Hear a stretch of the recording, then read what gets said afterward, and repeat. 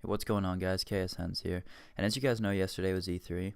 So a lot of games were really talked in depth about and more brought to the consumers like knowledge. So in this video, I just want to talk about the games that I'm really looking forward to and the games that I think are going to be really fun, whether or not they come out in the end of 2013 around Christmas or if they come out in early 2014 to summer 2014. So the first game that I was really, really pumped about that I think might be the COD killer is Battlefield 4.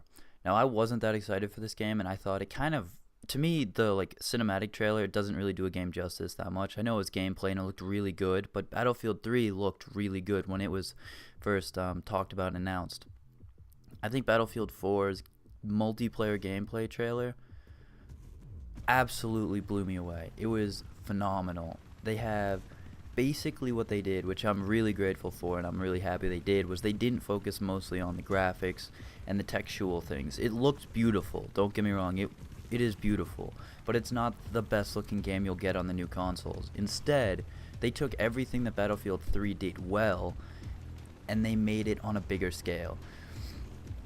It's unbelievable when you see them all land, they come into the map on helicopters or in helicopters, and when you see them land, it just looks like a small army is ready to attack the other side. That's just an unbelievably large scale thing. Excuse me. And it's just phenomenal. It's jaw-dropping how many people are going to be on one map and how large that map is. And then right off the bat, you break into your squads, which look larger. So if you have friends of 6 to 8, I think it seemed like, you may be able to squad with all of them. So now you have your team of 32 or 64, I'm not sure exactly. And then you have your squads of 8, I think is the maximum that I saw. But there's one point in that where there's a tank that the squad meets up with, and I'll cut it in here, that the leader of the squad sees the tank and he's like, I'll throw some C4, and then he throws C4 or shoots a pillar and the tank falls through the ground, so it literally comes through the roof, and then the next guy C4s it. So it's the system that they built in Battlefield Bad Company 2 that I think they kind of got rid of a little bit and strayed away from with Battlefield 3 is completely back. And it's just huge map, crazy stuff's going on, and now they have vertical map too. It's not just a map that's one or two floors. They actually go to the top of a building and fight at the top of the building, and then towards the end of the trailer the building falls. And in Battlefield 3 they had a building collapse in campaign. In this they have a skyscraper collapse midway through a multiplayer game. That's just unbelievable. I think this game could be the COD killer. I was looking forward to Ghost after what I saw from that game, but Battlefield 4 looks unbelievable, and I think it might be hard to compete with collapsing skyscrapers and just the amount of craziness that's going to be happening with 64 people on one map. Now, the second game that I wanted to talk about was The Divisions. This game looks amazing as well.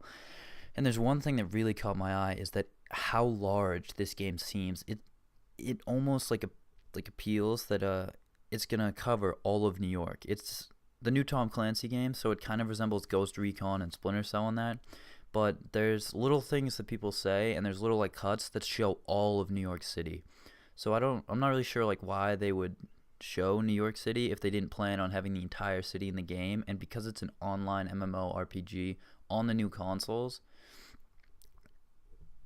and it's open world, I don't know how they wouldn't have that. So what I'm thinking the game is sort of an apocalyptic setting, Ghost Recon like game that you can play with all of your friends at once, and you have all of New York to explore. So it's like the apocalyptic Ghost Recon, GTA, World of Warcraft. Those are just such unbelievably good games that they're combining together.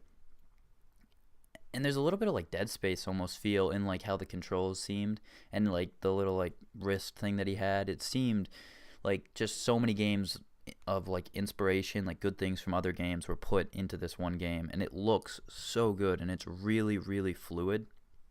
And there's one part where a guy jumps over a car, and that's a real player. It's not the player they're playing as, it's a different one, but he does it ridiculously fluid, good style, not maybe parkour, but just a satisfying jump animation. That I'm really looking forward to. That game looks really cool. And there's like loot. There's like they break into a police station. Well, they don't break in, they save a police station, and then the policemen give them what's in the armory. So they get the cool loot from the policemen. So that seems pretty cool. So it's like it's hard to describe exactly. I've never seen anything like this on console, and I think it's going to be a really cool game. It seems like it's backed by a really good idea, and Tom Clancy has proven in the past that they're a pretty well-developed company. So the last game that I want to talk about was my disappointment, and that was Destiny. You know, I was really looking forward to Destiny. I thought it was going to be really cool. But to me, it kind of looks like a Mass Effect 2 clone. I didn't play Mass Effect 3 after it got bashed so heavily that I just never ended up paying for it. But I played a lot of Mass Effect 2. And this game really reminded me of it, from the way the characters are made, the character design, to the abilities that they show the characters have. It looks exactly like Mass Effect 2 abilities, and it looks exactly like Mass Effect 2 characters, and they're like the one city we have left, and I was like, that sounds like a lot like the Citadel. And then they're like saved by this one thing, and it's like, you know, this really sounds like you took Halo and Mass Effect and shoved them in an Xbox disc tray for a while, and this is what you came up with. So I was really disappointed by that, and I was hoping to get blown away, because I think that 343 really dropped the ball on Halo 4, and I wanted to see what would be the next step from the old Halo creators.